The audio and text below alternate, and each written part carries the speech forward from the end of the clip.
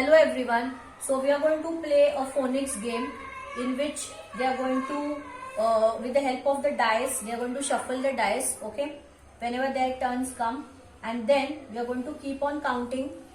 Whichever number is coming, okay, they have to read the word. They have to do the action. They have to do the action, and then the next person plays. Whoever completes the first is the winner of the game. So let's start with the game. 1. Okay. So the first letter. Read this. K, Hmm. A, R, car. Very good. Yes. 6. Very nice. 1, 2, 3, 4, 5 and 6. Yes. Read this. R, A, D, red. Very nice.